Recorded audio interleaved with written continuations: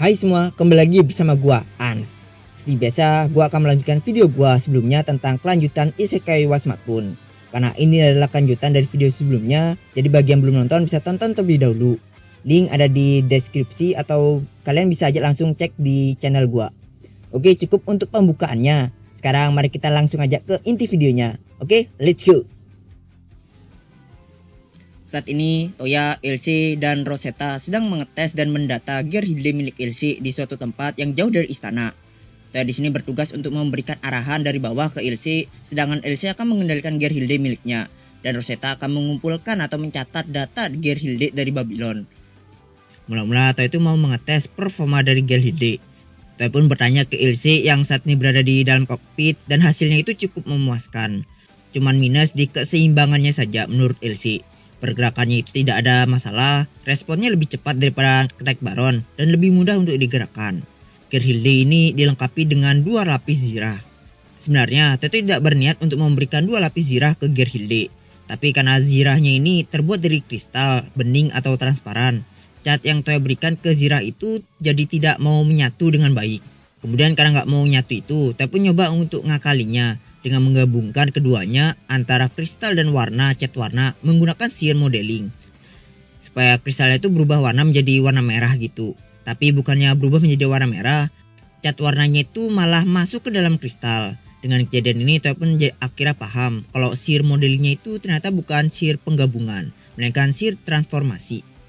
Selama ini Toya itu berpikir kalau modelingnya itu adalah sihir tipe penggabungan. Selama bahan yang digunakan itu adalah bahan yang sama gitu, tapi ternyata tidak.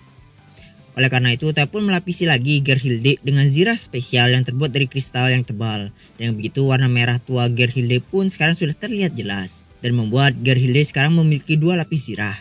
Lanjut ke pengetesan, sekarang tes berlanjut ke tes kekuatan dari gear Hilde dengan meninju sebuah batu gitu, batu besar. Gear Hilde meninju batu besar di hadapannya, dan batu itu pun hancur berkeping-keping. Kemudian pada saat yang sama, tombak pil bangker pun dilepaskan oleh LC dan menghancurkan batu-batu yang berterbangan akibat pukulan tadi. Setelah itu tombaknya pun kembali lagi masuk ke dalamnya pil bangker.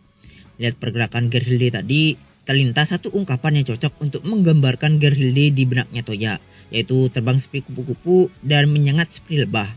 Bisa diasumsikan pergerakannya itu seperti serangan mematikan gitu. Dan LC pun sangat menyukai kekuatan maupun gear Hilde-nya itu sendiri. Dia bahkan jadi sangat pede kalau sekarang dia itu bakal bisa dengan mudah mengalahkan monster kristal kelas menengah menggunakan gear Hilde-nya itu. Setelah tes kekuatan, sekarang lanjut ke tes sihir. LC pun mengaktifkan sihir boost-nya, dan setiap bagian tubuh gear Hilde pun tertutupi oleh cahaya merah yang menandakan sihir boost-nya LC itu telah aktif di gear Hilde-nya. Setelah gear Hilde-nya itu diperkuat oleh boost-nya LC pun meninju sisa-sisa batu yang hancur tadi akibat pil bunkernya itu hingga hancur tak tersisa. Lalu Toya pun bertanya ke LC apakah terdapat masalah. LC pun menjawab tidak, kecuali pengonsumsian mananya yang sangat banyak. LC penasaran apakah itu disebabkan karena sihir itu bukan termasuk sistem emisi gitu. LC merasa akan sulit baginya ke depannya untuk menggunakan sihir secara terus-menerus. Setelah itu LC pun menonaktifkan sihir boost-nya dan cahaya merah yang menyeliputi gear Hilde pun menghilang. Dan begitu tes sihir gear Hilde pun selesai. Tidak ada masalah serius di gear Hilde. Sebuah pesan pun datang dari Rosetta yang memantau dari Babylon. Dia melaporkan ke Toya kalau dia itu sudah mencatat semua data gear Hilde. Sekarang yang tersisa adalah menyesuaikan pengaturan gear Hilde menggunakan data yang dibuat Rosetta tadi agar lebih optimal dan agar nantinya itu data itu bisa dimanfaatkan juga saat memproduksi frame gate baru lainnya nanti ke depannya. Karena semua sudah kelar, Toya pun mengucapkan terima kasih kepada LC atas kerja kerasnya. Kemudian LC pun turun dari kokpit dan melompat keluar ke tempatnya Toya. Setelah itu Toya pun secara resmi memberikan gear Hilde kepada LC. Lalu LC bertanya ke Toya frame gear milik siapa yang akan Toya buat setelah ini. Toya pun menjawab antara punyanya Yae atau Hilda. Karena Toya itu saat ini butuh frame gear tipe petarung dan mereka berdua ini adalah kandidat yang cocok. Soalnya mereka berdua itu adalah ahli pedang. Perbedaannya Yae itu lebih condong ke menyerang sedangkan Hilda itu lebih condong ke bertahan. Selain itu nggak seperti gear Hilde yang jujur Toya itu nggak tahu larinya itu kemana. Kedua frame gear mereka itu nanti sudah jelas pasti akan lari menjadi unit tipe prajurit dan kesatria. Jadi karena hal itu Toya itu berencana untuk membuat punyanya mereka berdua gitu ke depannya. Kemudian tiba-tiba datanglah pesan dari Kokyoku yang berada di istana. Pesan itu dari Gubernur Provinsi Dataran Tinggi Rodomea atau Audrey, yang isinya itu berisikan kalau Audrey itu meminta bantuan ke Toya untuk mengatasi beberapa golem kayu mereka yang mengamuk di provinsi pusat saat ini dengan alasan yang belum diketahui. Sontak Toya pun mendapatkan kabar ini itu langsung terkejut. Kemarin pas Toya kesana itu nggak ada masalah apapun, kenapa sekarang bisa mengamuk? Jadi nambah masalah aja gitulah pikirnya Toya paling. Untungnya waktu itu Toya itu sempat ngasih cermin sihir ke Audrey, cermin yang bisa pakai jadi gift gitu. Jadi Toya itu sekarang bisa dengan cepat menuju ke Federasi Romea. Toya pun bergegas mengembalikan Gerhilde ke hanggar lalu pulang ke istana bersama Elsie dan pergi ke Federasi Romea dengan cermin sihir itu. Sekalian Toya itu juga ngajak Elsie untuk mengatasi golem-golem kayu yang mengamuk itu menggunakan Gerhilde-nya. Ya hitung-hitung untuk jadiin kambing hitam lah tuh golem-golem kayu. Karena ini adalah penempuran pertama Elsie menggunakan Gerhilde. Toya pun menanyakan kesiapan Elsie terlebih dahulu. Dan dengan percaya diri dan pede, Elsie menjawab siap. Elsie bahkan sampai mengejek golem-golem kayu mereka itu. Setelah itu Toya dan Elsie pun pergi berduaan ke Federasi Romea. Sehabis Toya itu meminta izin ke para cewek-ceweknya yang lainnya. Sampainya di Federasi Romea, Toya dan Elsie itu melihat pemandangan bangunan-bangunan yang sudah pada hancur. Orang-orang yang berlarian ketakutan melarikan diri, api di mana-mana dan asap hitam mengepul di langit kota. Beberapa golem kayu juga dapat terlihat dengan jelas sedang menghancurkan bangunan-bangunan yang menghalangi mereka.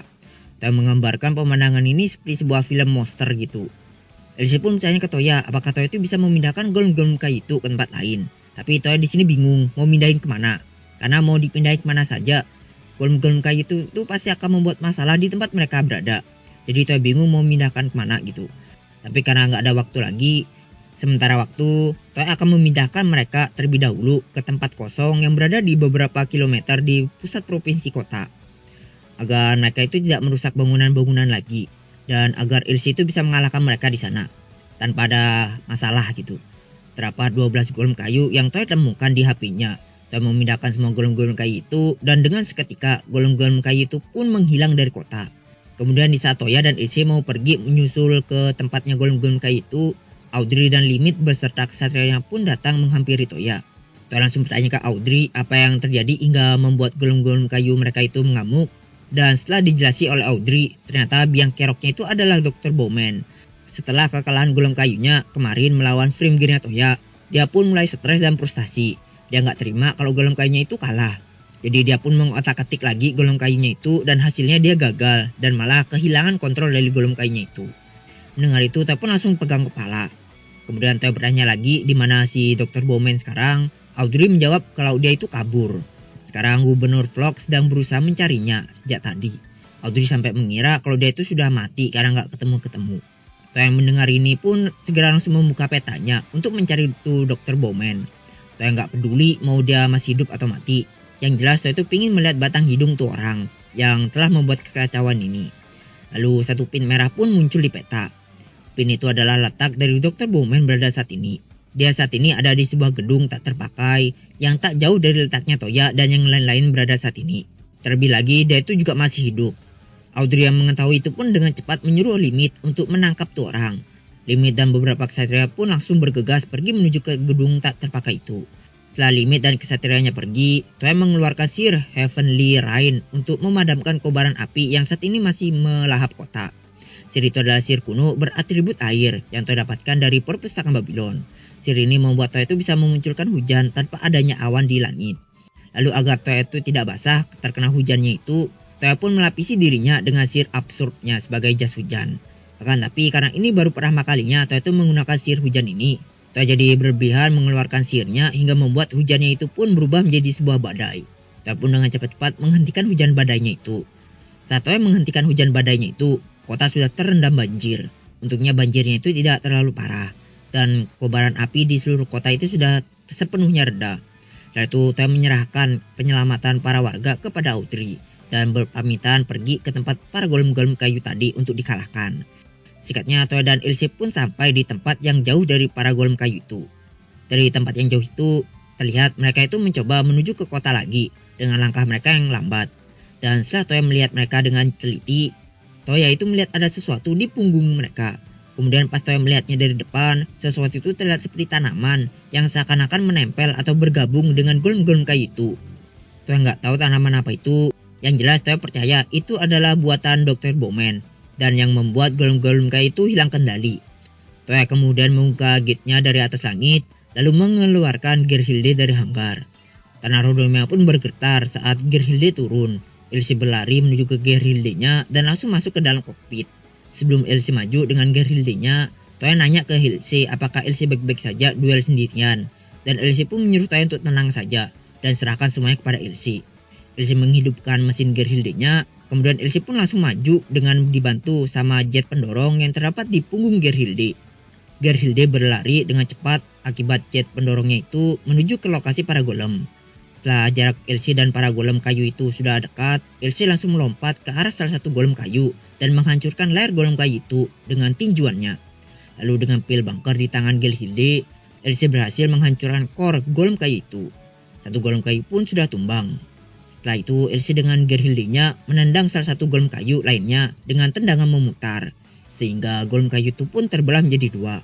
Lalu core-nya yang terjatuh pun langsung diinjak hingga hancur oleh Elsie. Golem kayu ketiga yang menyaksikan sesamanya itu tumbang di tangan Elsie dan Gerhilde-nya. Dia pun mulai menghentikan pergerakan Elsie dan Gerhilde-nya dengan mengikat kedua tangan Gerhilde sama tanaman merambat yang keluar dari tangan tuh golem.